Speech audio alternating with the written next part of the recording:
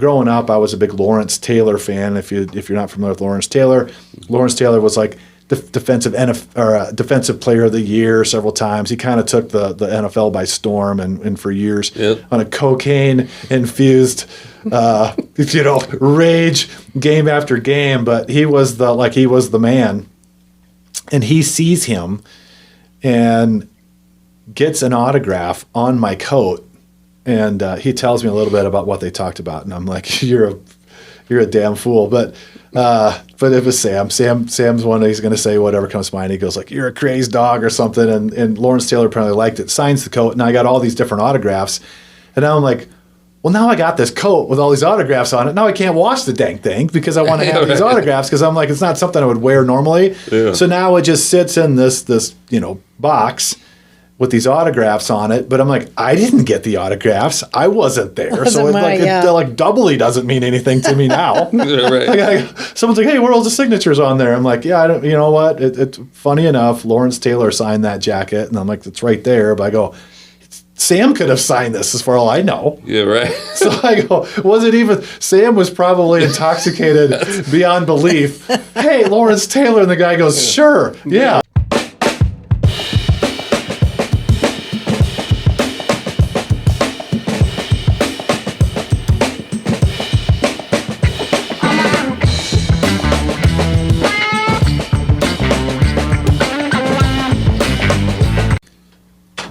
Morning. Good morning. Good to have you back. Yeah, it's good to be back. Yeah. It's been an entire week or so. Boom, back in the room.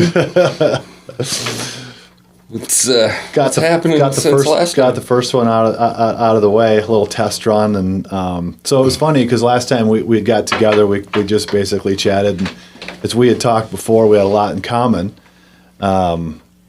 With the hunting and all that type of stuff. And so, if there's people that are like, hey, I love that. But there's an interesting story that I have that I think that everyone I've talked to gets quite intrigued by it. But so I'll just start it off. So in the somewhere around 1959 starts out. This is a story of Angie. But you can't start the story of Angie without knowing the parents' story, and that will kind of lead into Angie's story. So around 1959, Al, he's an Air Force military enrolled into the military, and he's in the Air Force, and he's stationed overseas. So Germany, England, and he meets Faye, and so these two start dating. They fall in love, and at some point here they get engaged. Faye becomes pregnant, and it's getting to the end of Al's enlistment time, and so they know that the baby is on its way. Al's time is done over there, and so he says, "Well, I'm gonna go back to the United States," and then the expectation would be that Faye is going to follow. And then the baby is going to come with as well. And so we're gonna get our flag up. Yeah, we can't do this without the flag. That's all right. Well, sorry. This one's on you, so we could. I'll get her going. Man. Keep going. Okay. So anyway, so Al's done. He comes back. He leaves some money. He gets back. Al's mom.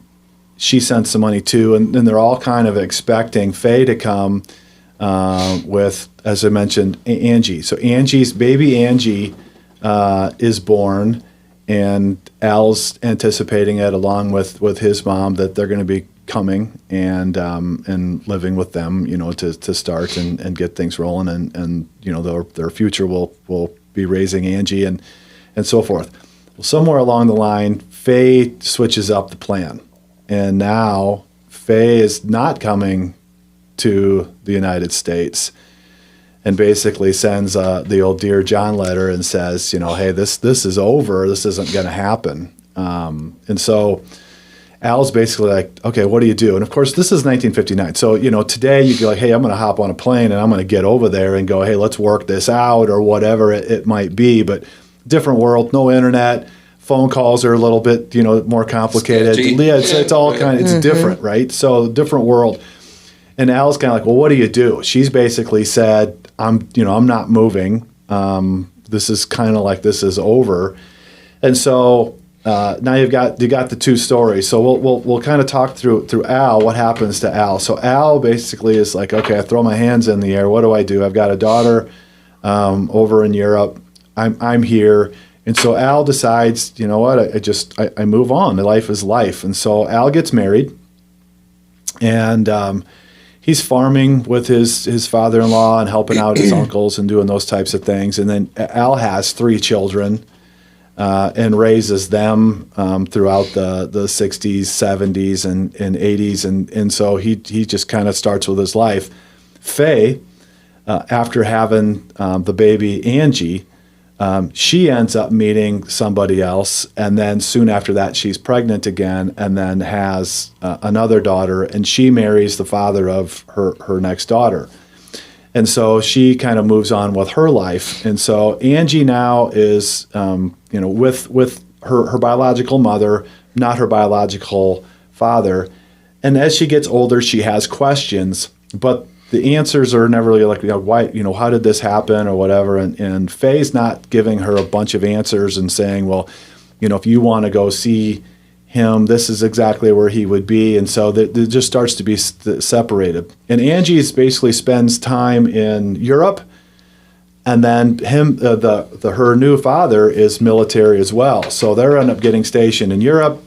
Then they're in Colorado, back in Europe. So she had lived in England, Germany, Colorado, back and forth type of thing. And eventually, 1999, Faye passes away.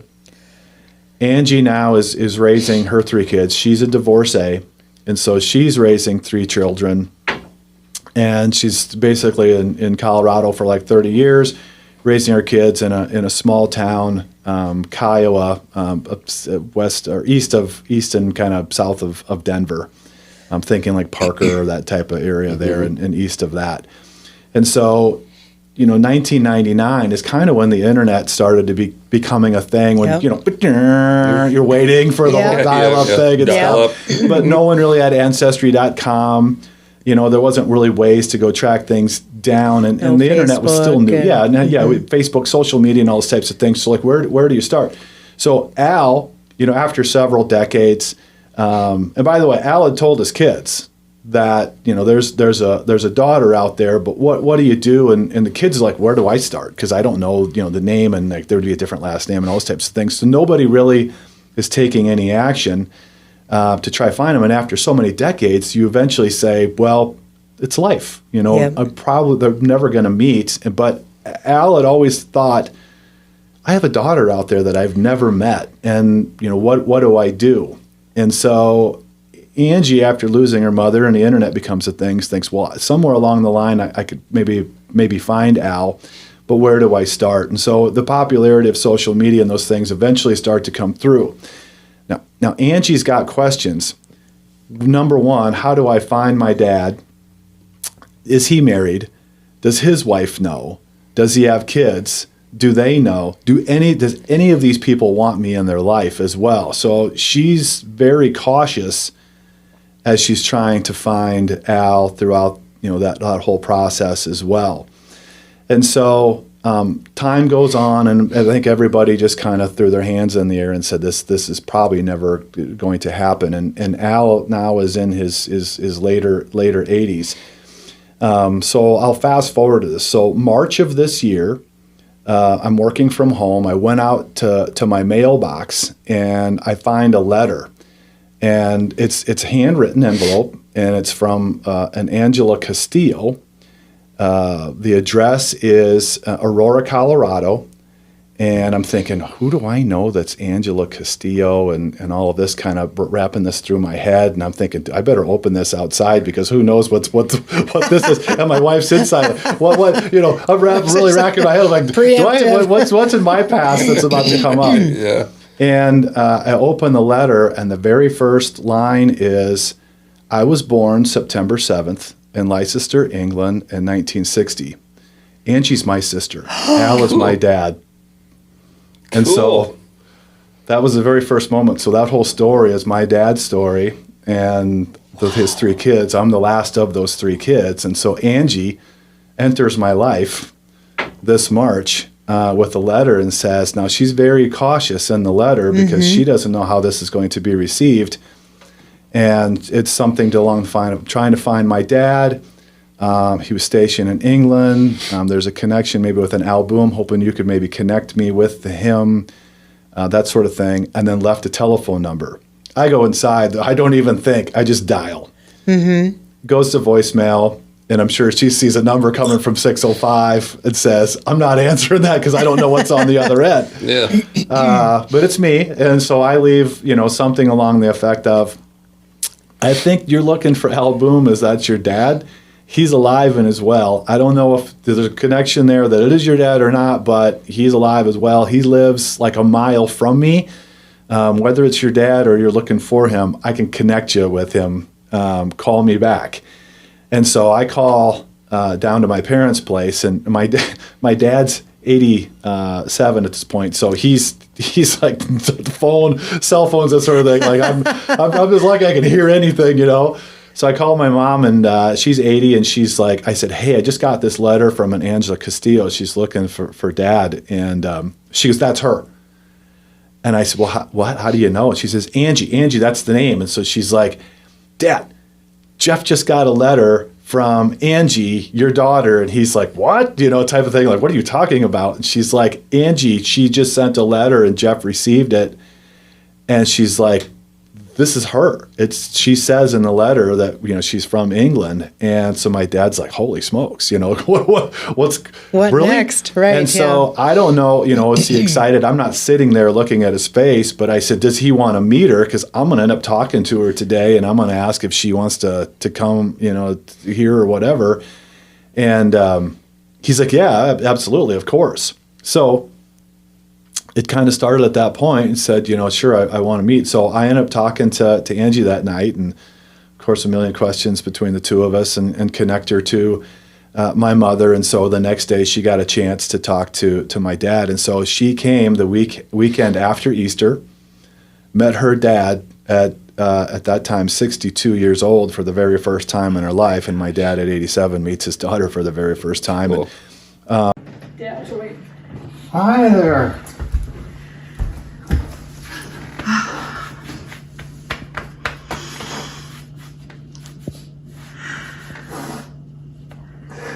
Oh my God.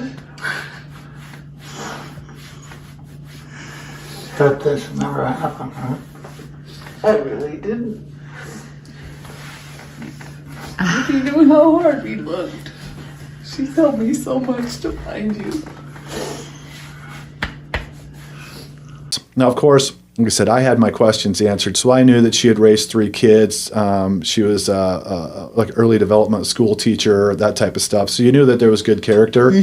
And then she had asked enough questions on our end that she knew we were of good character and a family and good standing with each other and all those types of things. And, we grew up with love and all of that. So there was some of those barriers were broke down, but she brought her friend, and so she videotaped the first meeting of my father and his daughter, and so that's pretty special.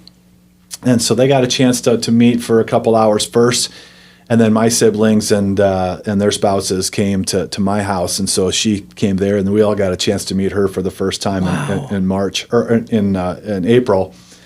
And then she came back with her 2 daughters in July and spent over the 4th over at in Beersford, where I'm from, at our house. And so we got a chance to meet the daughters.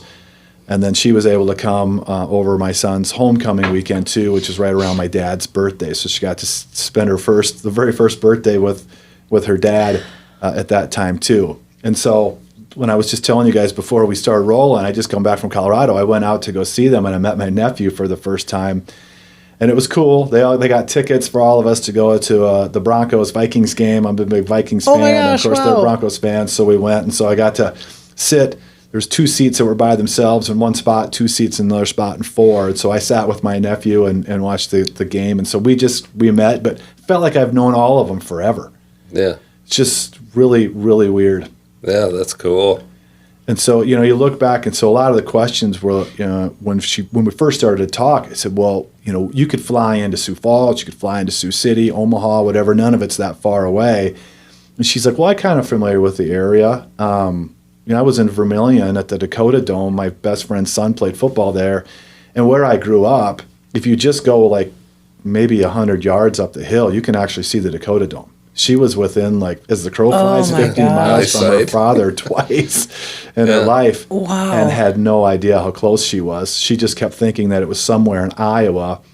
And once again, her mother passed away in 1999, so there was no help to even say, like, give me something, to make all this happen. So the question that everybody asks, so I'll just ask it for you, is like, how did that happen? How did she find you? Like what did this all come about? And what it was, now that we're in the month of November and just went by Veterans Day. Mm-hmm. That was what happened last year. For my work promotion, we do something kind of special for home buyers that are military veterans and first responders. And I went over to my dad's house and I said, hey, I'm celebrating Veterans Day today with my favorite vet. And my dad is sitting there, Air Force hat on. Last name is Buum. She looks very similar throughout the eyes, especially like my father and myself. And as they started to search through different Booms on social media, they kept scrolling down, and boom, they saw, well, no pun intended, boom, they see that post. And, okay, well, that's not that far from Sioux City, Iowa. That all would make sense. There's a very strong similarity. He fits the age group, all of it. And so that got the ball rolling of like, okay, I'm going to go and see if this leads me to him. That's cool. Oh my gosh, I can't even imagine. Yeah. Okay, so this made me think of two things. When you're saying you don't know who you're dealing with, they whack jobs or what. Right. And I'm currently watching a Netflix special about a guy who was adopted. Family was keeping a whole bunch of it kind of secret, and he ended up, he's 60 or something, real successful, big company, 200 employees, and started looking for his mom, and he kept running into these barriers, and so he really got in depth in trying to find, who am I? What's the story with my mom? And he started pulling up newspaper articles, found mom, and this fling that she had, she was underage, 14, and he was 25, and so it was in all the newspapers at one point, and he would like go to jail, and then they'd get back together and go on the road, and well, in his search, he found real compelling evidence, and I'm not done with the series yet, but that his dad is the Zodiac killer. Oh my. Yes. I was like, that made me think of that. It's like, oh. Yeah. Yeah. Well, you don't know. Yeah. Really compelling evidence and like the composite drawing of the Zodiac, and the son wears the same kind of glasses, and you go side by side. It's like, yeah, that's your dad. Yeah. And the whole thing where he did the encrypted message thing that the whole country was trying to figure out.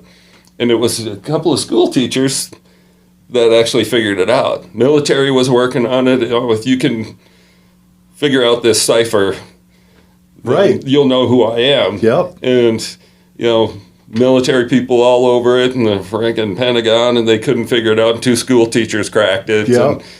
And it didn't say exactly who he was, but they could actually read it. But, yeah. And the other thing was, I got a sister out there somewhere. That you do. Yeah. Yeah, there's 7 of us, not 6, but yeah, so. Well, and we just said, you said like, what's the motivation? And part of it is obvious. The motivation is, hey, I've got a father out there that I've never met. Right, and so, right. And you're like, why now?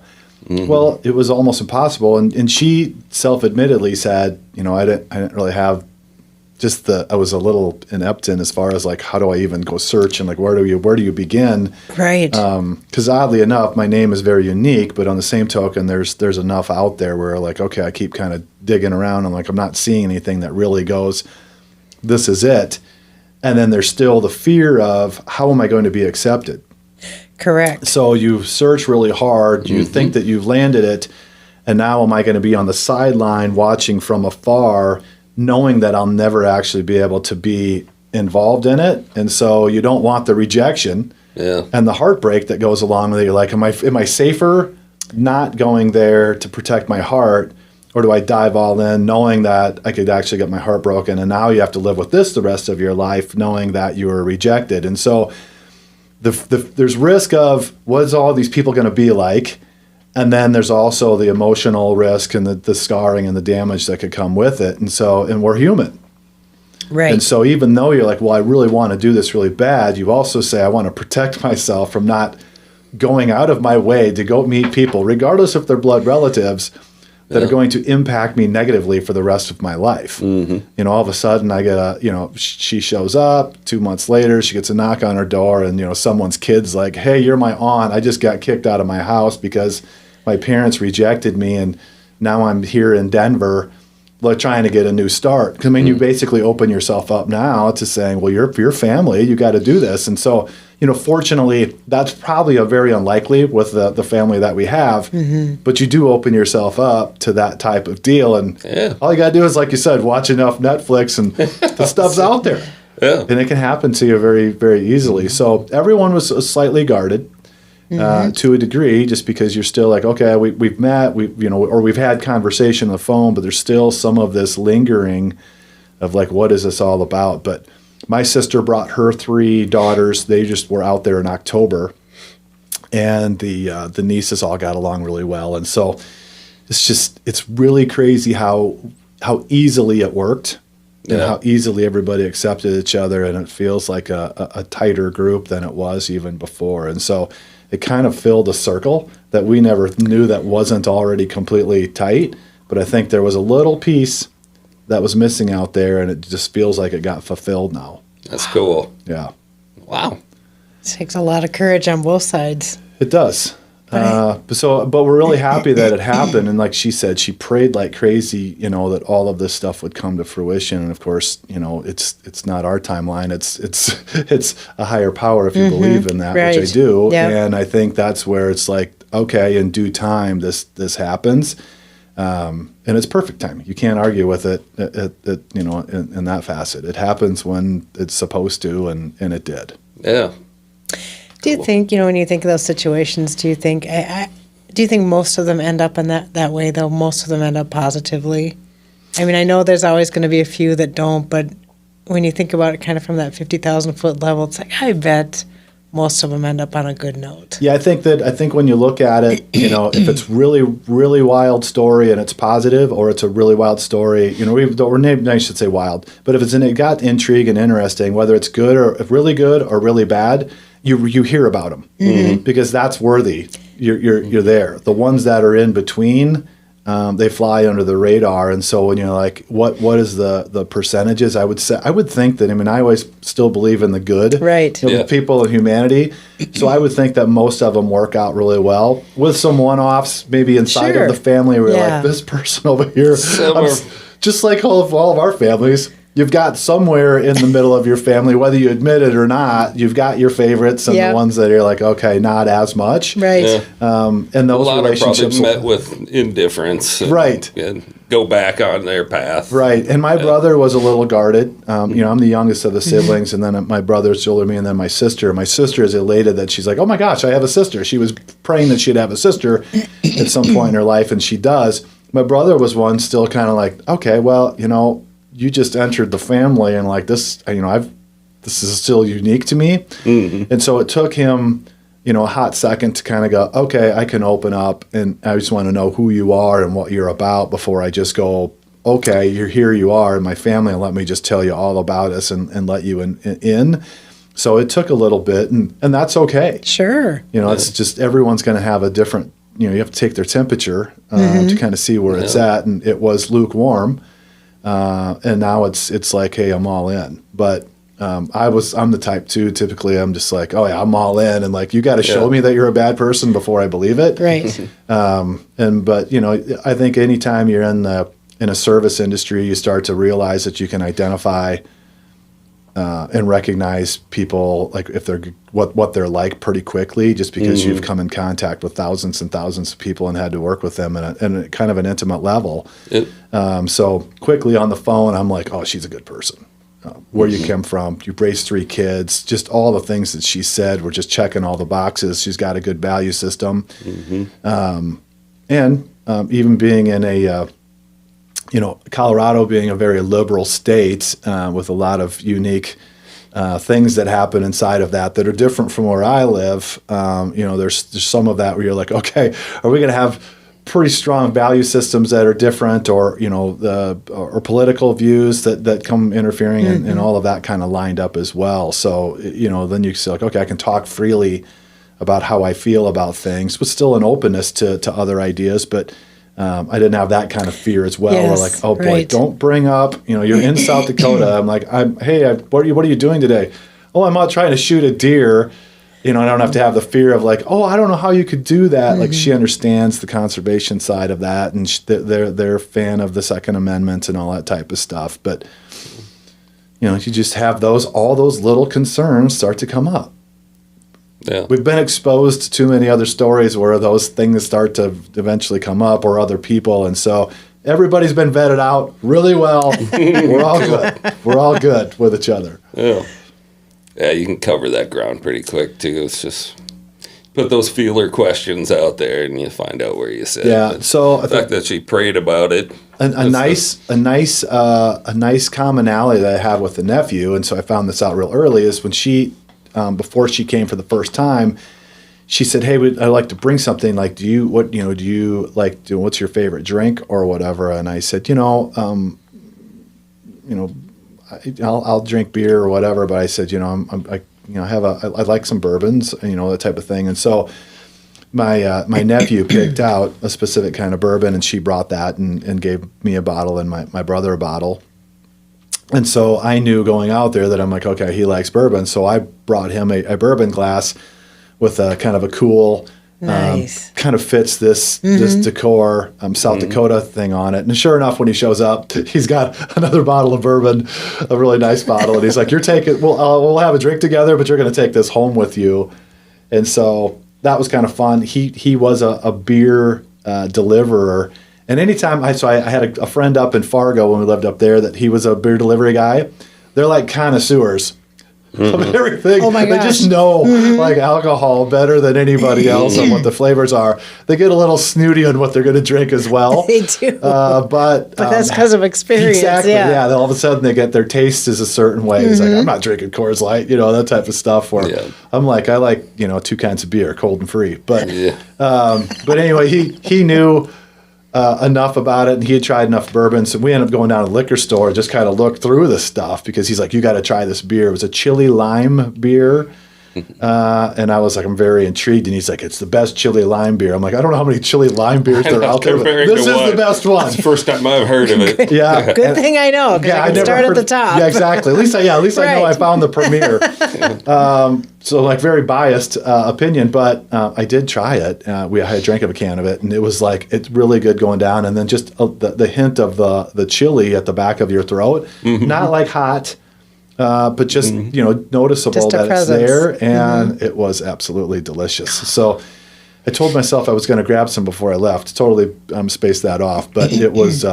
That was really good. So I got introduced to a new beer, and next time I go out there, I'm gonna stock up. But that was kind of cool too, just knowing that there was something there to just kind of like, hey, let's have a toast and do it. So very, very fun. What an amazing year that's made this year, is just to say I've got newfound family. Yeah, cool. And now Really when I cool go to story. and then when I go to Colorado, I got a place to stay. That's what I was just going to say. Where does it go from here? Like, what's the future look like Free, now? That free Broncos tickets. Like this is working out really well. really for top of the Jeff line Boone. beer. Yeah, exactly. Yeah. The best. Now Best new beers. Now I just need $50 plane tickets, to come about. We need the jet fuel prices to keep coming down and all of that. Yeah. And typically you can find pretty inexpensive flights to get there as well. So it's the drive's not horrible, but it's awfully boring. If you were going through a lot of other areas, but Yeah. You know, if you've ever made that trip, Many Nebraska's times. not wildly exciting Yeah. like South Dakota. You're 11, 12 hours. from Yeah, and then here. you get into eastern Colorado, and it's like, okay, well, hey, there's a tree. Oh my. Haven't seen Yeah. one of those for 10 miles. Yeah. You know, And if other it's than a that- clear day, you can see the mountains, but you're still hours away. Yeah. It's It's just teasing you. You Yeah. know? Yeah. 76. I've seen more bad wrecks on that road because it's so boring and straight, and it's all concrete, so you get this vibration going, and pretty soon you just go. Yeah. Yeah. It's like a vibrating Oh, chair. I've where seen it's more like- bad wrecks on that road. Well, and this, you know, we talked a little bit last time about being able to kind of fly on the road. Once you hit that area, you go by like Junesburg, you know, you're going on 80, and you know, people are still going a pretty good clip, but the amount of semi-tractor traffic on it is unreal, you know, taking that pass. Yes. And so you're constantly kind of getting slowed down and moving, and you want to stay on the left lane, because once you get in the right lane, you might be stuck in there for a while. And then you peel off onto 76, and it gets really quiet really fast. And a lot of out-of-state plates start appearing, and people are whizzing along at, you know, 90 mile an hour. And yeah, I could see where, between falling asleep and then you start getting into some weird weather patterns in certain times of the year as well, and it can get dangerous. Crosswinds could be wicked right And there. we had Yeah. that on the way back yesterday. It was like tumbleweeds just whipping across the road. You got the wind, you got rain, Yep. and then the boring side of it too. And My preferred route, 90 to Murdo, then south on 83 to North Platte. problem with that is I'm coming from Beersford, so I'd have to drive You north gotta- to you get gotta on do the 90, and I north lose stretch. time. Yeah. So you're kind of zigzagging your way through. 25 minutes off of it. But You get down in Vermilion, and then you're working your way down through Yeah. Norfolk, Columbus, and then into Grand Island, and that's where you hook up with 80 and make the rest of the trip. So, and driving there in the dark in November, kind of unfamiliar, and it's windy and it's twisty and hilly, which, you know, like you don't think of Nebraska as being hilly, but as soon as you get closer to the river, it's very much that way. And so you're doing that, and last night I'm just waiting to fill my deer tag with the wrong way. Yeah. Last night, but we made it back unscathed, so it was a good trip. Yeah. A bad way to get a deer. Because your deductible. Oh, So I've got a friend right now. He was born and raised in South Dakota, and kind of lived all over, and then moved back to South Dakota, moved back to Arizona, and now he's back again. And has not filled his deer tags, but his Mercedes-Benz did find one. Oh. And so he's a little disgusted so far this year on how that's worked out. boy, coming in from Minnesota, there were so many deer. It's like, man, Brutal. yes, Yeah. it was crazy. Well, and it's like it's really expensive. By the time you go out, do all the hunting, and then throw a $1,000 deductible on top of it, and you're like, right. okay, well, this just got really expensive. And you're like, and you're not going to eat the one you ran over. Yeah. Now you got to hit them just right for that to work. Clip their legs out I've always from said underneath that them. bucks tend to not get hit as much, but I've always said bear don't. They're really smart. Bears hardly ever get hit, and I've been saying that for years. And I took one 2 years ago with my buddy's truck, 3 o'clock in the morning, and we're coming. I'm driving. We're out by Telluride, and the roads were wet, and I'm coming downhill. Last speedometer check was 65. I come around this corner, and this bear didn't see us or hear us coming. And he was sniffing at something right in the middle of the road, and it was a nice one. And I had a bear tag too, but about a 400-pounder.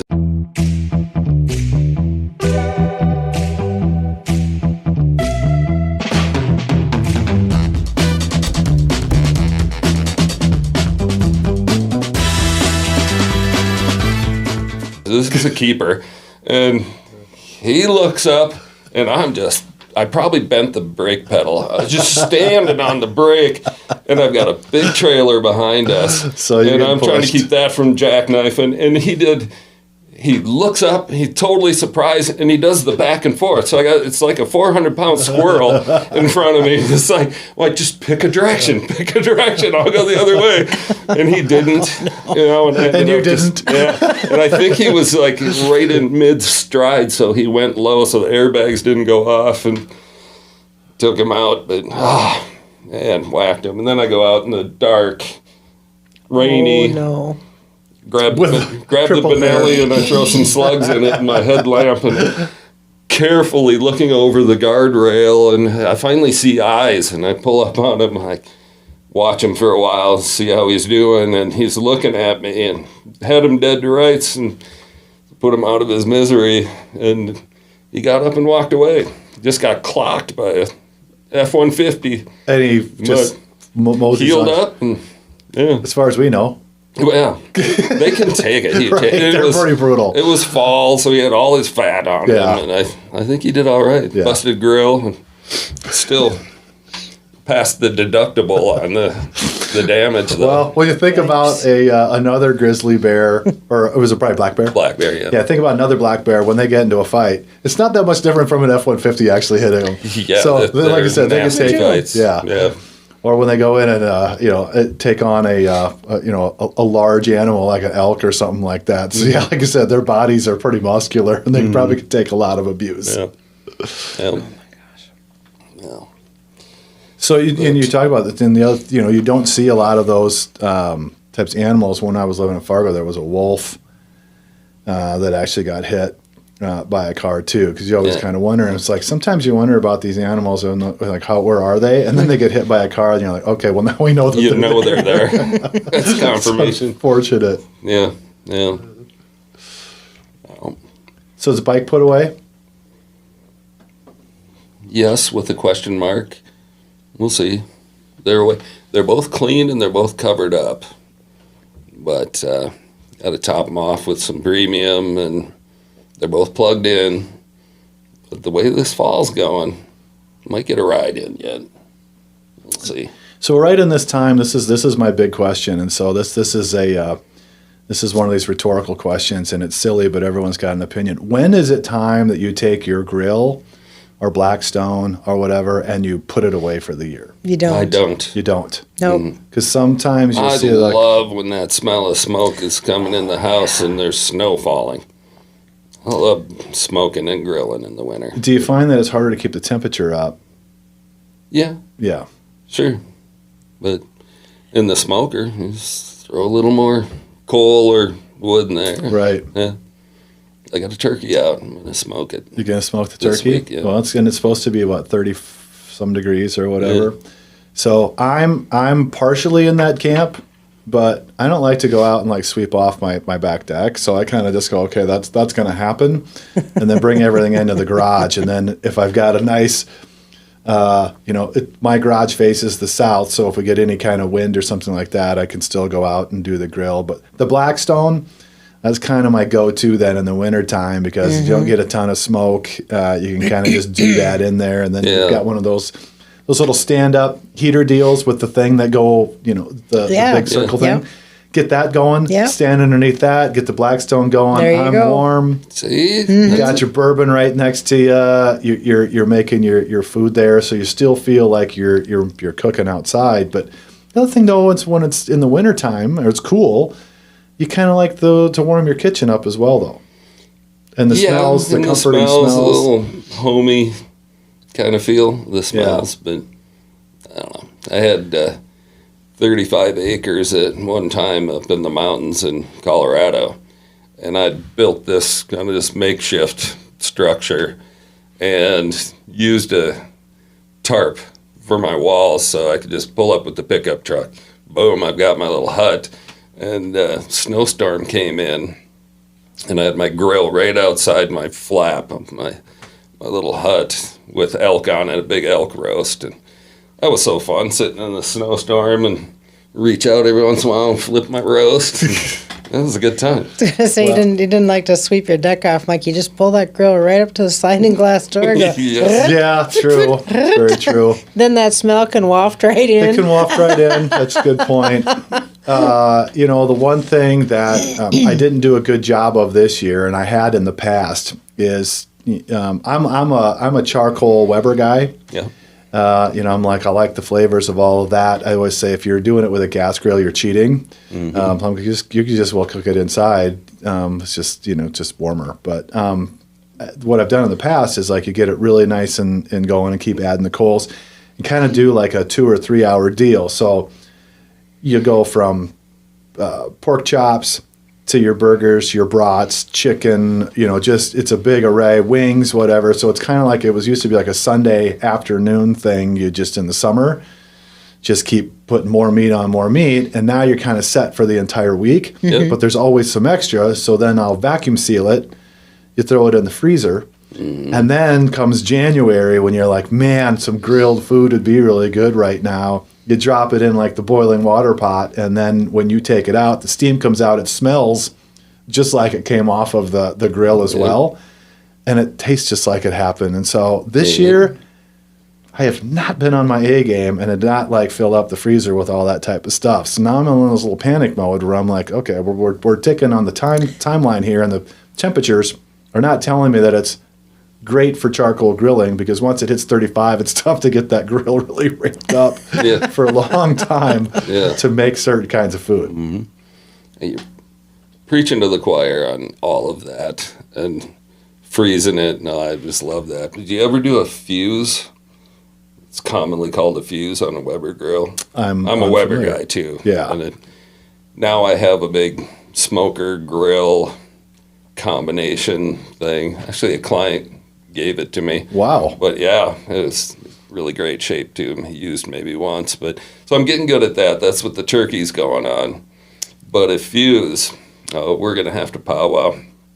But down on the charcoal level, do 3 or 4 briquettes wide, and do a ring around it.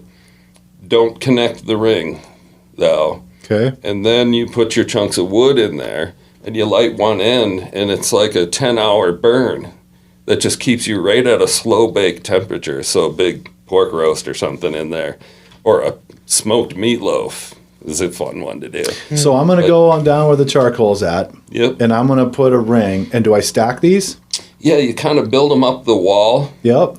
and I like doing about 4 briquettes wide, just like a Kingsford briquette. Yep. And then just connect your chain all the way around. So I'm going wide and I'm going tall. Yep. And then put your wood chips in along the way, so there's always smoke happening. Yep.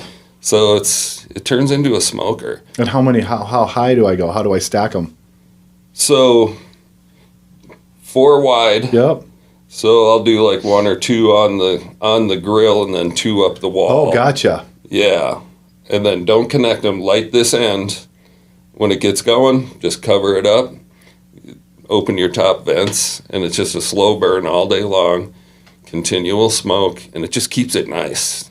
Yeah. And so 8 hours later, you've just got this beautiful don't. pork butt So I or got whatever. 4 here. Don't connect them with the other 4. Yeah, don't connect the circle. Oh, so I've got them So it all only connected. burns one way. All right. So I So you started light on the the end end and just let it go. Light the end. Yeah, that's what they call it, a fuse. Light the end of the fuse, and it just burns all day. Perfect. Set it and forget it. Don't even lift the lid. Yeah. So this is it. Yeah. This It's like is a big smoky crock pot. It's beautiful. That's what I'm looking for. Yeah. I'd never heard of the fuse. Yeah. I've got pictures. I'll show you Well, pictures. yeah. Now I'm gonna go search it up. Then I'm gonna see the fuse, and I'll have all this extra stuff to go in there and make pork loins and all that stuff. Yeah. Yeah. Don't discount a meatloaf in there. You know, I'm not a big meatloaf guy. Okay. I might look like one, but I'm not. The artist or the food, and I love hamburgers, so I don't really know why I don't necessarily want meatloaf. Maybe Yeah. I've never had anybody make it that well. Yeah. I'll bring you some. Okay, I'll give it a whirl. What's the I'll change secret your to your mind. meatloaf? All right. Pork sausage. Oh, yeah, that is a secret. Yeah. I've never done that. Oh, well, okay. So now we're talking. Like, part of this is, I'm just, I think most people have the same kind of feeling. The name meatloaf doesn't excite me. Yeah. Like, you and I don't know why, because like the bread loaf, but just the thought of like it's meat in a pan, kind of like you're baking bread, and it's just like, Giant it doesn't look appealing. Yeah. No. You make a burger, and I'm like, I'm in. I'm You mix all. pork sausage in there, or cube up some good steak in there as well. Changes the texture. Holy smokes! Is this even meatloaf anymore? Well, it's still meat. But it's not the traditional It's meatloaf. meat and it's in a loaf. We're good. I'm like, this, Qualifies. this is almost like I could just dial up. Like I could put like Now you do smoky isn't- goodness on yeah. top of that. this isn't even this is you're not even putting ketchup on this. Oh, no. No, No. because what you're describing is non-condiment type of Ketchup. Correct. yeah. Pretty sure that's a misdemeanor. I don't know. Sounds like it. A damn near felony. But It's a class 2. Walking a fine misdemeanor at line. least. Small amount of jail time, but not like it's not on your record where you can still vote. you're definitely picking trash with your yellow Yeah. vest on. It's county, not month or two. federal. It's not state. It's not federal. It's just county. It's county. Yeah. It's the thing. You're just And we're the, never doing this again. yeah. You're the pokey. Yeah, no, you're the pokey. That's all you gotta do. You're 86. Yeah. That's a deal You're in breaker. the dry tank for a hot second. Well, isn't ketchup part of the? I mean, if you're gonna make a meatloaf, you have to do a ketchup. You have to do Yeah, not me. ketchup. No. No, I'm Well, gonna, now when I'm you're gonna- making that, you're I'm like gonna you're have making. fun with that. It's gonna be a apricot pepper glaze or Glaze. something. Yeah. So, and that's the other thing too is like I think that there's a lot of stuff that's missed. I'm not a crock pot guy. I don't throw something in a crock pot and walk away from it. To me, I'm like, I don't know why. Yeah. We just don't. But it's started to occur to me. I think back in the day, like if you would take like chicken or whatever, and you put your, say like Chipotle or something like that, and then put a little like raspberry jam or something in there, and it gets all the stuff. I'm like, I need to go back to crock pot cooking. Yeah. It's super easy. Crock pot can be beautiful, I know. especially in the wintertime. Yes. I know. You forget And- about it while you're at work, and you open your door, and the When whole you house come smells home, good. Oh, Yeah. yeah. Going back Yeah. to that smell thing. Crock Oh. pots. I have a couple cuts of venison from this week that a buddy dropped off a couple deer Gotcha. for me. So that I did a couple that I'll label them that way: crock pot roast, front clip, or something. Yeah, Turkey That's breast exactly in the what I like. crock pot. Really. I was telling Leanne, I went out there. He'd dropped it off while I was at work, and then I had a tarp laid out and put it in my garage for me. A nice buck and a little button buck, and walked out to the garage the other morning. And another thing is when turning bikes around, trying to get them out of the garage, and if they're running, and the garage door is over there. I'm not going to turn my bike. I'm going to lock up that front brake and smoke that back tire and get it around. And I walked out the other morning and there's blood and burnouts. I love my garage. Blood and burnouts. The burnout thing for someone like you, an old wily veteran at doing that, most of the time that's when people take their phones out and then you become viral.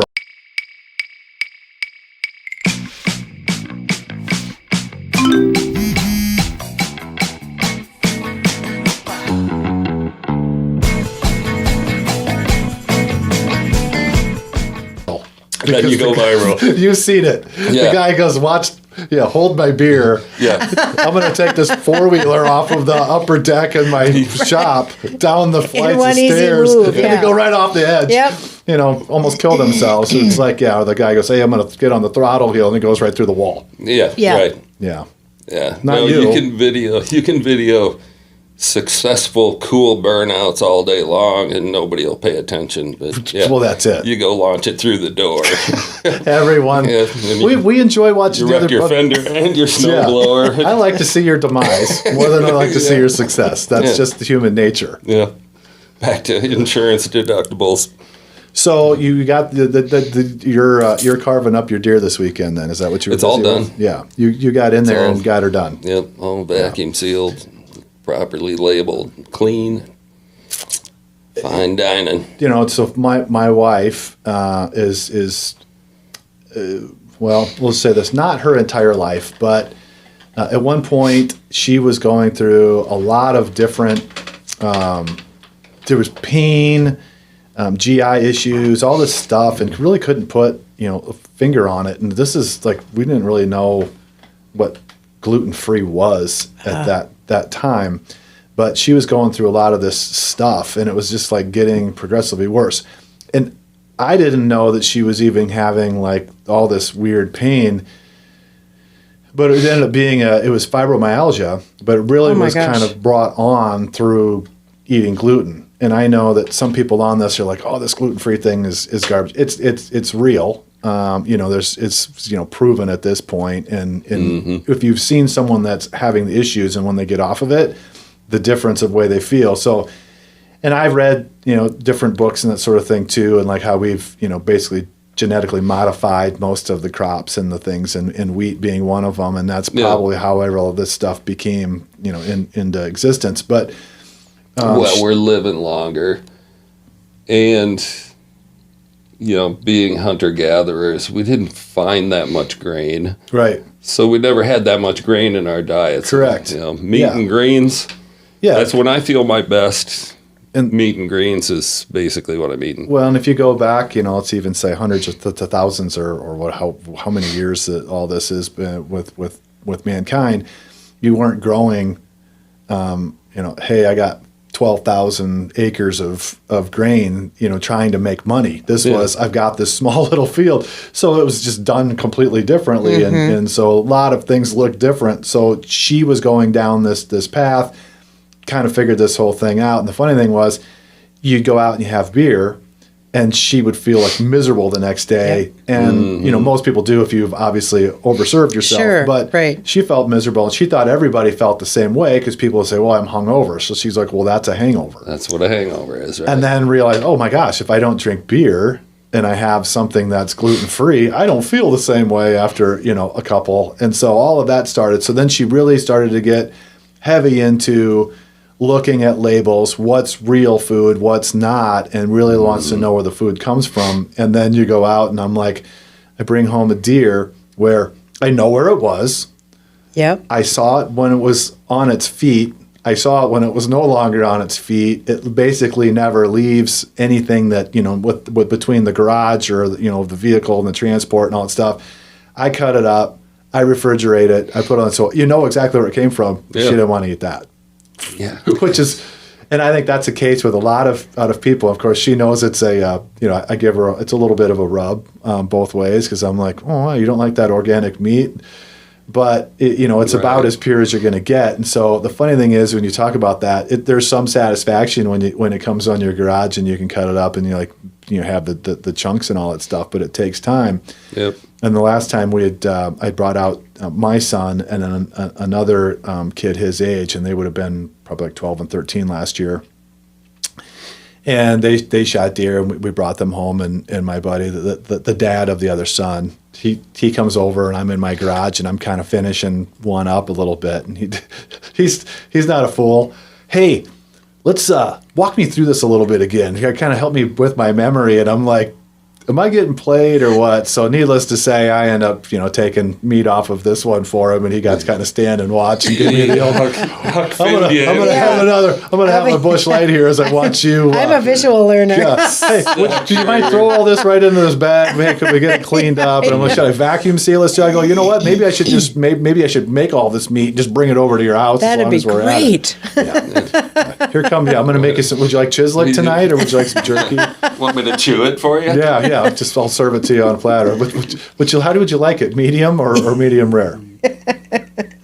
But there's kind of fun when someone just goes and drops it off. That's awfully inexpensive meat that way. That's the way to hunt. That's my new thing. Yeah. Like, come bring over what cost you hundreds to maybe thousands of dollars. Yeah. I'll carve it up. $1 and a fawn. Yep. It's like free. It's kind of. You touched on something. It was one of my favorite memes recently. Picture of a white-tailed deer, and how can you eat these precious animals? And the answer is, was that rhetorical, or do you want recipes? I filed that one away. So I can't wait. That was good. Can't wait till that one comes up, because it will. So you have married children? Married, 2 children. Well, so I have 2 children, first marriage, second, and 2 more from second marriage. Yes. Yeah. And how old are they? So mine are 26 and 28, and then 30 and 34. So you're not making all these meals for these kids anymore, or do you have any of them that are still living with you? No. It is 2023, so that's not all that uncommon anymore. Nope, they're on their own. They're all on their own. So, yep. So no, my husband is a big griller too. Weber griller as well. He loves that, loves smoking, and he's not a hunter, but he does prepare it. So our neighbor gets a deer, and then they get together and do kind of the processing of it. They make sausage, and he ends up getting a bunch of the roasts and things, and so he does the smoking and kind of the prep of it afterwards. So Well, and so with the wife having some dietary restrictions, like seasonings and all that stuff, you really got to kind of look at every single part of anything in the food, because any specific part of it, and you would think seasoning, but you're surprised until you start to really read labels on how much stuff has some sort of flour or something of that sort in Right. it. And so we're looking through all of it. And so we're pretty dialed in. But here's an interesting thing. So meat in our family, everyone enjoys the protein, and we're a group of omnivores in our house. And so the interesting thing is we've got a 17-year-old. He'll eat hamburgers, chicken, all the stuff. A chuck roast. One of my favorite things to eat. I don't know what it is between the other food inside of it that's all kind of melding together, but the tender meat and all that stuff. I'm like, I could eat a whole one myself, probably once a week, in one sitting, and I would go, I'm never going to get sick of this. We make a roast. He rolls his eyes and is just almost disgusted. And I'm like, you're probably the first one I've ever met that didn't like a roast. The smell comes out of the oven. Yeah. All of it is just, to me, I'm like, this is heaven. Mm-hmm. And he's like, now what am I supposed to eat? Yeah. And like, we'll eat a French fry, we'll eat that. Yesterday was the first time we're driving back from Colorado. He had a tater tot. Oh, it's potato ole. We're like, we're in a hurry. We're just going to hit like a Taco John. Sure. He's like, well, these are tater tots. And we're like, yeah. I go, you should try one. He gets it. Of course, he ate them all. Mm-hmm. All he wanted is a French fry. Won't eat like a mashed potato, a boiled potato. If you don't cut the potato right to look like a French fry, he's kind of out on that whole thing. Doesn't want sweet potatoes, but he's so roast is way off base, because now you got a roast which he doesn't like, and then a potato cooked in all those juices too. And I'm like, this is maybe the best thing that God's ever created as far as food, my point of view. That whole roast and potatoes and carrots in the crock pot. Onion. Oh, onions, big. Oh, I throw some mushrooms in there. You can't go wrong. You can't. Well, apparently you can. Yeah. But I could take a hamburger patty, throw it on the grill, overcook it, and he'll smoke those all day long. But man, you're gonna get a roast, which is like a better quality of meat, and it's like, no. Yeah. I don't want that. Exactly. I like it all. But, that time in Southern California, a lot of vegans and stuff, and well, that's fine. I mean, if that's the diet you like and it works for you, more power to you. But then ran into a lot of anti-hunters and Sure. And then kind of clueless about hunting, so there was a lot of education. I've been paying attention to that since I was 10 years old. Right. So I know the argument. I could argue the anti-side better than they can. Like, you want some ammo? Here's how you argue this. But Well, and I think you ever like tri-tip?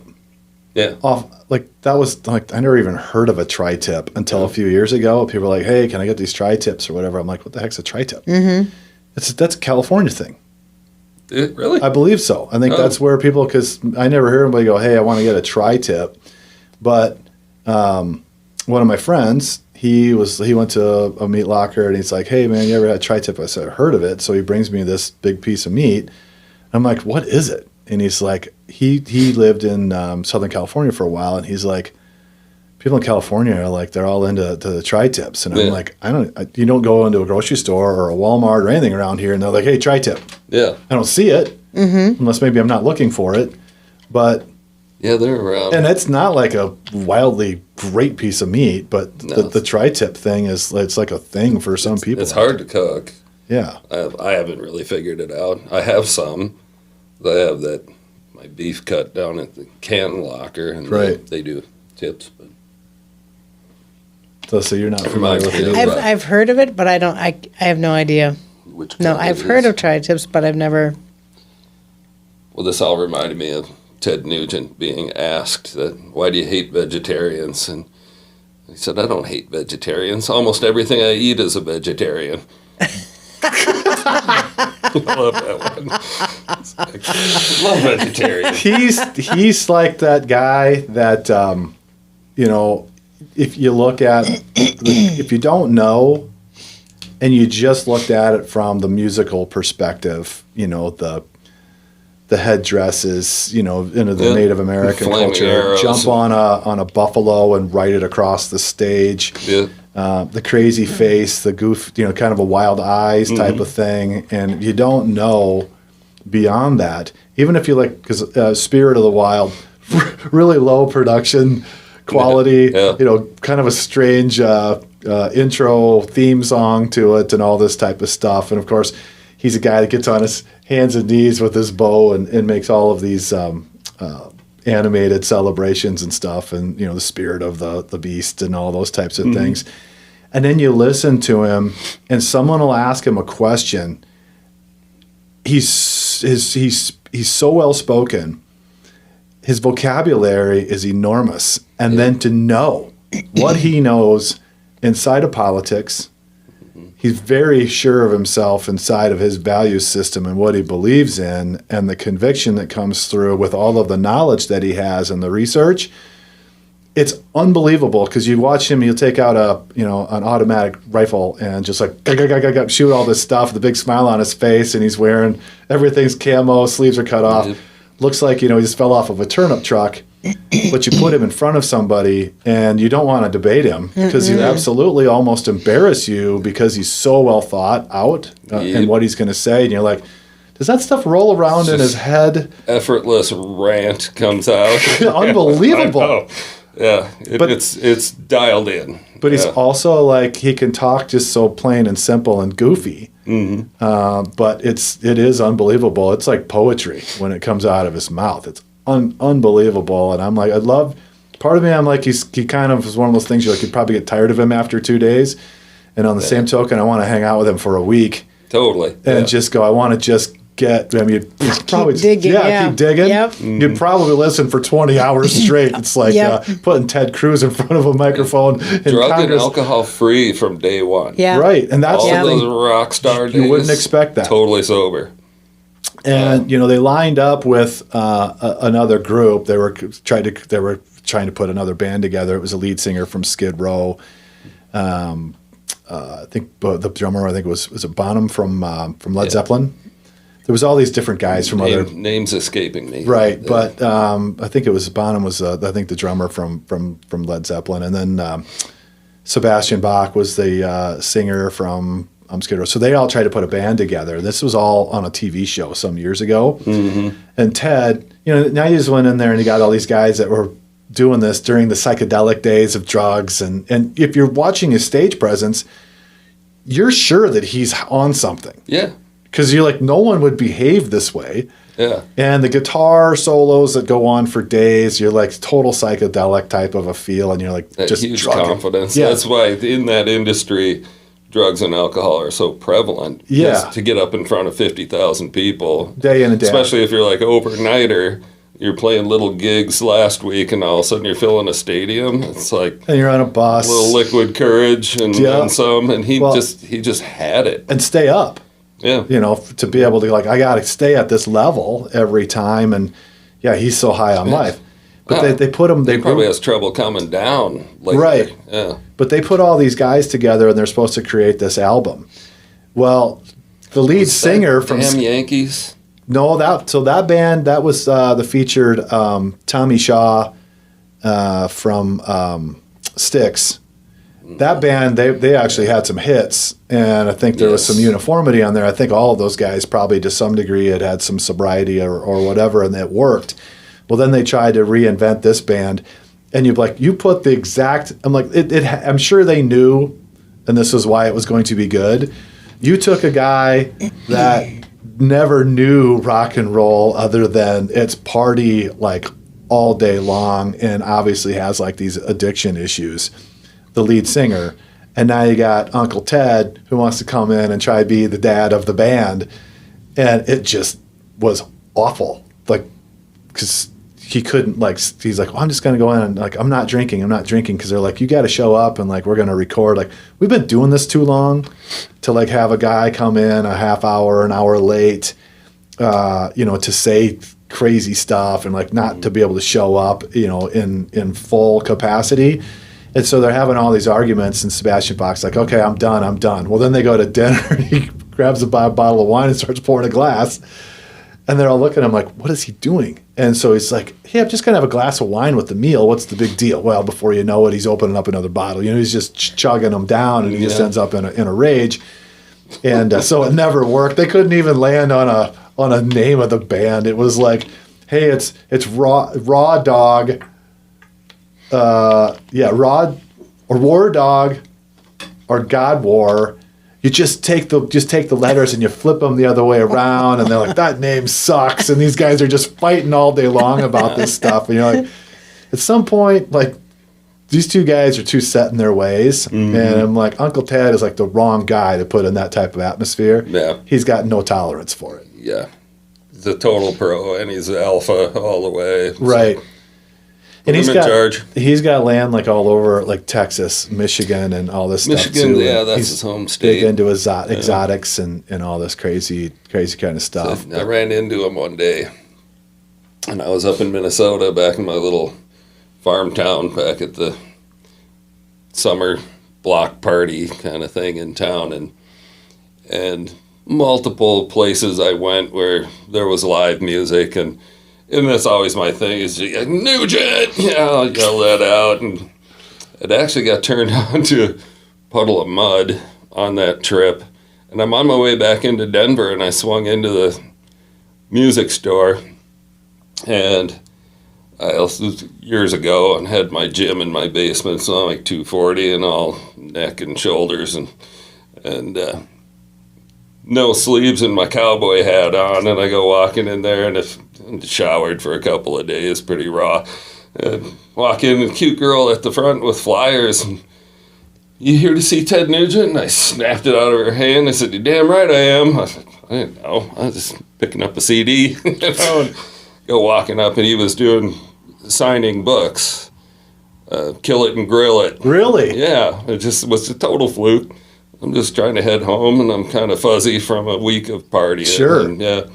But happened to be nobody there. The line was down to nothing, so got to spend some time and shoot the bull with him. Wow.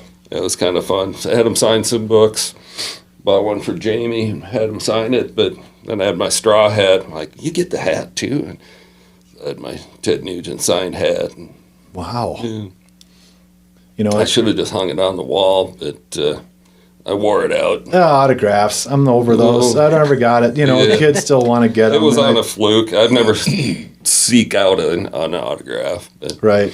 Yeah. And sometimes you get this stuff that's signed. So, like, now, we go up to a football training camp or whatever. And my 13-year-old, he wants to get something signed, a jersey or whatever. And unfortunately, they're not forward enough to go, like, push themselves up there. They're willing just to go, well, if I don't get to the front, it's okay. So they miss out on some of this stuff, which I'm like, it's just ink. I'm like, there's nothing. Like, okay, so you stood by an athlete or a musician or someone that's considered quote unquote famous.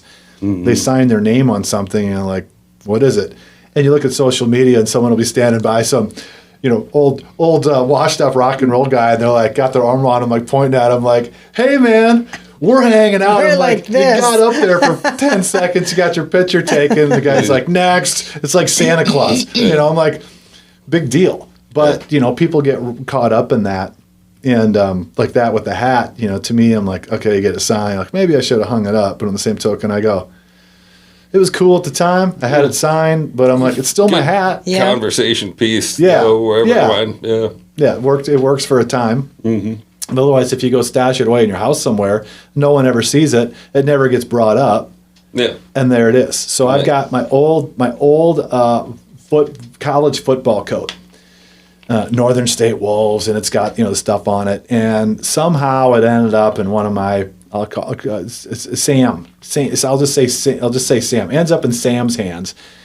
Sam is one of those guys where you don't know what's next.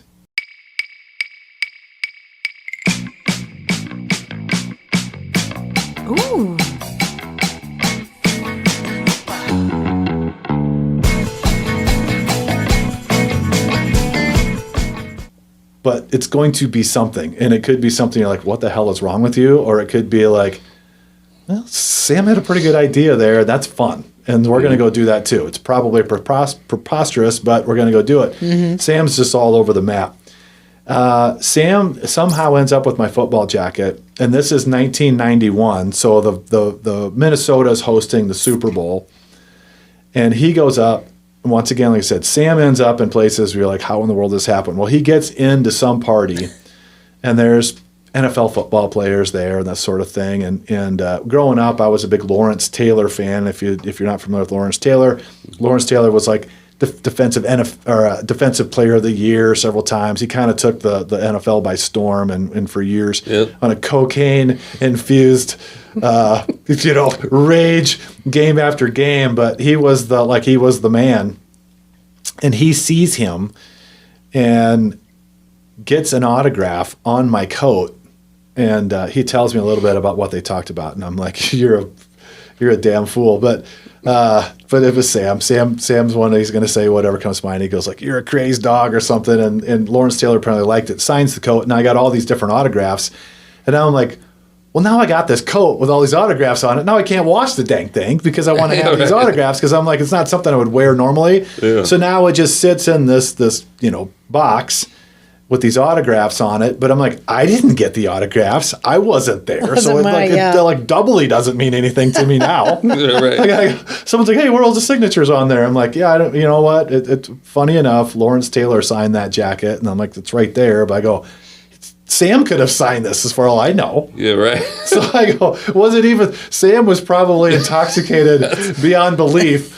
Hey, Lawrence Taylor. And the guy goes, sure. Yeah, right. Let me sign your coat. So the signature thing just doesn't do it for me. But last time we were up at the Vikings camp, my son bought a jersey while we're there. You get high grossed. You go to the pro shop at the camp. So it's like, why don't you just blow all your cash here right here? But he bought a jersey hoping to get a signature on it. So he didn't. But next year, I'm sure he'll be begging, let's go back up there. And I'm like, you just take yourself right on up there and drive up there, get yourself there, get your signature or whatever you have. But for me, it's nothing. Yeah. But speaking of like, I don't want to say washed up, because it didn't appear to be. But last year, I wanted to take my oldest to his first concert.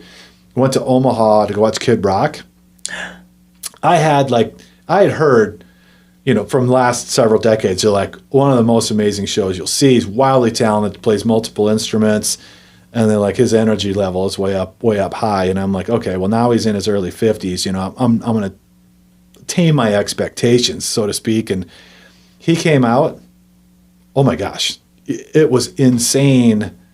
Talking about, and sobriety is not a big part of his world, but the amount of energy that he came with, and I mean, I was wildly impressed for like the shape that he was in. He obviously without a shirt on and those types of things, and not that I was checking out Kid Rock, but when the guy's shirtless, of course you're seeing it, and I'm like, you would expect that he would, have gained a lot of weight and kind of let himself go with all the fame and fortune. No, he put out a new album here last year or something. It was very patriotic. The theme, you could actually make that an intro and outro. There's several songs on there that would work. But he put out this, U.S. branded, kind of tired of all the shit type of album. Yep. And so Destroying Bud Light. Focused some of that. And he, had gun on stage. He wanted to take a shot. It didn't work. And he was like, kind of looked at the crowd like, well, that didn't work. But otherwise, the rest of the show, really impressed with him. I'd totally go to him. Yeah. And that was one where I just didn't know what to ever expect, but kind of found a newfound respect for the guy. Maybe you don't always go, well, that's the way I would want to look or present myself, but you hear all kinds of other stories too, where he stops in a restaurant or whatever, and it's like, well, any ticket that you got, just send it over to me. I'm paying for everybody's stuff. Yeah. His house is a replica of the White House. No. Down in Texas, yeah. Yeah. He built a replica of the White House. Yeah, that's a patriot. And self-managed his entire career. Right. Yeah. I had met, and I can't remember someone that I had worked with. I remember that, but I can't remember who exactly it was. They were talking that they were in Detroit or in the area or whatever. They were at some bar, and Kid Rock shows up. Bob Seger is with him. Another Bob one of my Seger. all-time favorites. Mine Another too. fantastic show. I don't know if you saw him the last time he was in Sioux Falls. Many times. So Not many in Sioux times. Falls, I but saw I've him seen here. him. They're another one. I left going, I was a Bob Seger fan before. Now I'm like blown away with how good that was. Mm-hmm. But he did a good job. Joe Cocker I saw twice. Really? Yeah, he kept putting it on good too.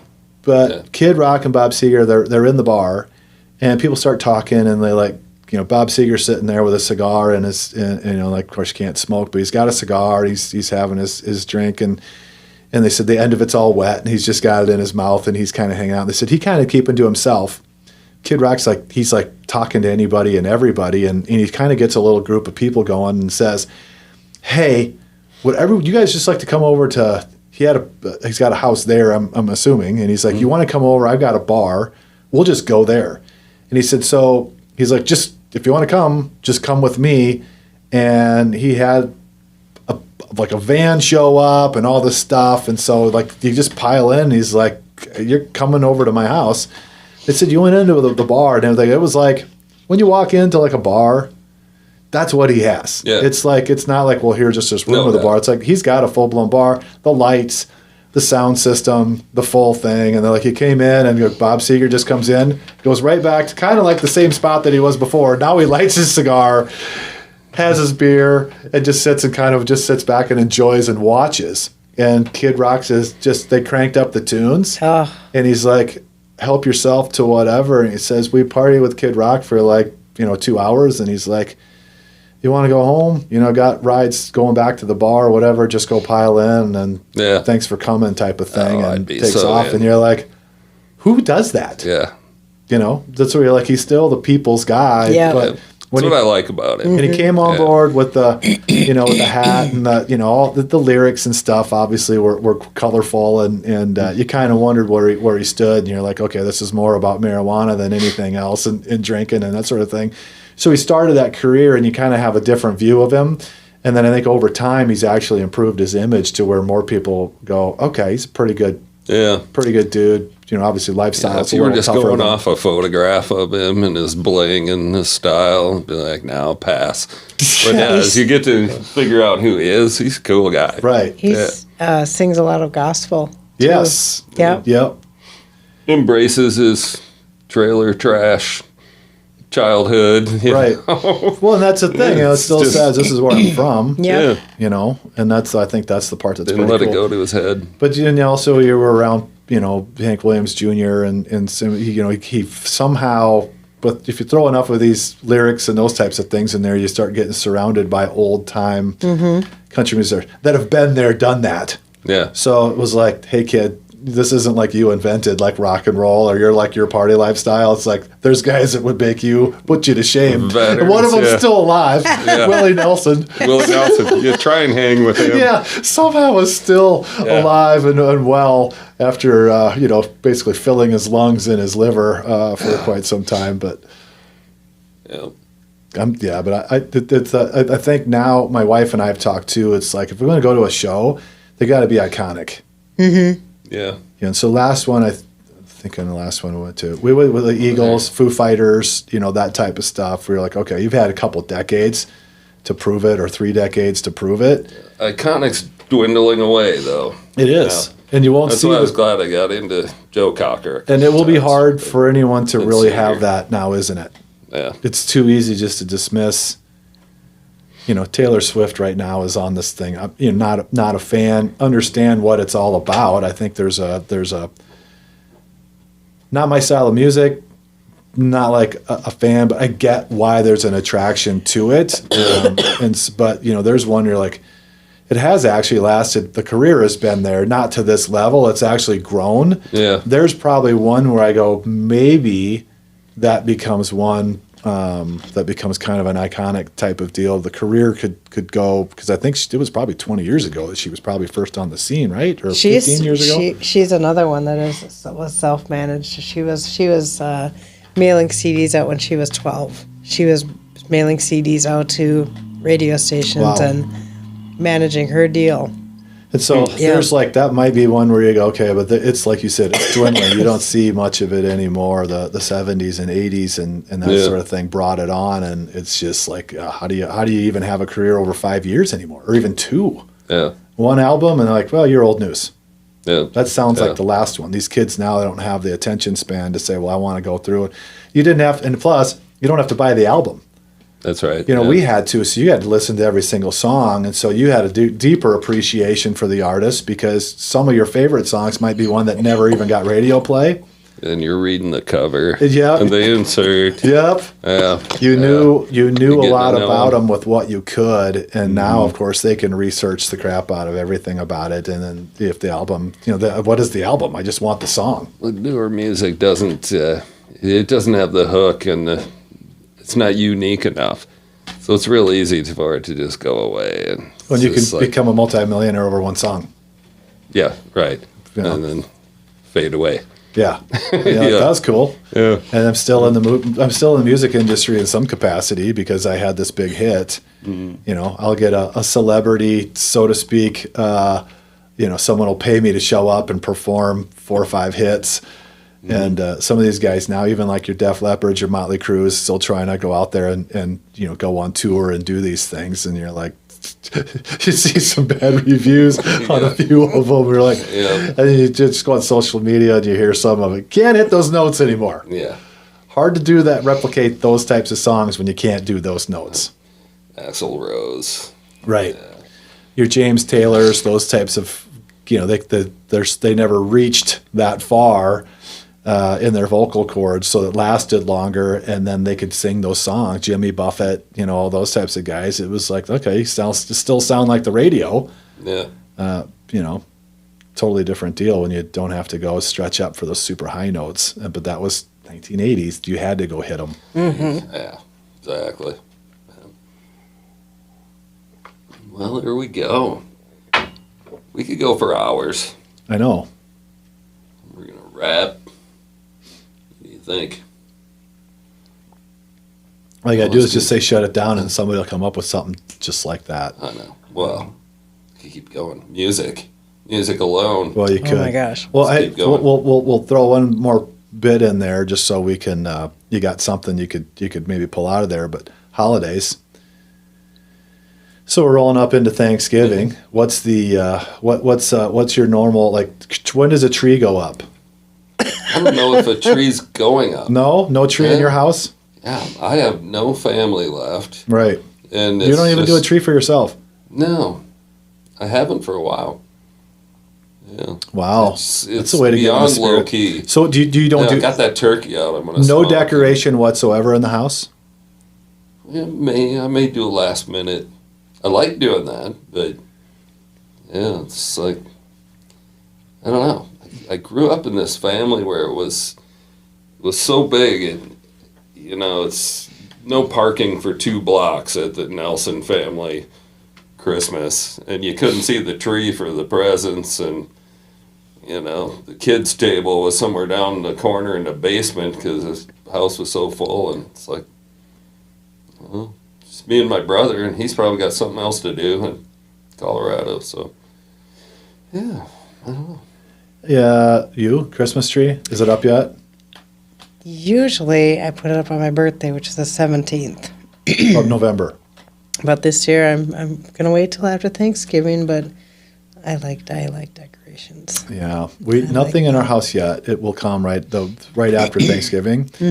I have been demoted, and I don't know if I ever even got promoted, but I know I was demoted, whatever capacity that is. But I remember I don't remember which place it was, but Carrie was like, hey, let's do some decorations. She says, what are you thinking we should do? And I've got like a college, dorm room mentality of decorations. And I'm like, well, we could put some lights around this, run around the fireplace. And she's like, no, I will never ask you again for any ideas on decorations. Yeah. She wants to have the exterior of the house lit. And I've never been a guy to do it myself. And, you can pay people now to come and do it. And it looks really nice. I like it, but never done it myself. And this year I kind of feel bad that I didn't, just so I could probably put something out there more are less just because most of my neighbors have it. So you're like, it kind of finishes off the little Right. bit of the neighborhood. Yep. Yeah. But yeah, the Christmas tree to me, I'm like, that's a Thanksgiving weekend thing. Mm-hmm. And then how long does it stay up? Good question. My New Year's Day is the max for That's me. it? And Yep. it's out. Yeah. Yep. That's kind That's of the a way. good marker. Depends on how many Yep. how many I put down on New Year's Eve. I don't want to come across grinchy. Right. That's Well- not me. It's just No. I'll hit the spirit sometimes. I've got a little volunteer cedar in the backyard that I protected and I let it grow up. It's begging for some lights. Yeah. There you go. Yeah. Outside, you have to monkey with all the other stuff. Wrap a Just couple real lights basic, around it. Just white. Be really cool. No, I don't think you're grinchy. If it was me just sitting there, I'm not. Like I said, I would probably make it look like, hey, you just walked into freshman's, college freshmen or sophomores. This is his first time he's been away out of the dorm room. He's in his first town. He's like, oh, let's put some lights up. I mean, it would look awful. Put the tree up on top of the milk crates. Yeah, exactly. Yeah, it's dry after a week. So, I got to water this thing. A Really? well-placed skirt covers those crates. Yeah, exactly. Yeah. Football jacket covers the crates. There you go. Signed by Lawrence Taylor. But yeah, it's, to me, the whole thing with the decoration stuff, we've got tubs. So I just know when it's time. I go get the tubs. I bring them up. She lets me know when the tubs can go back downstairs.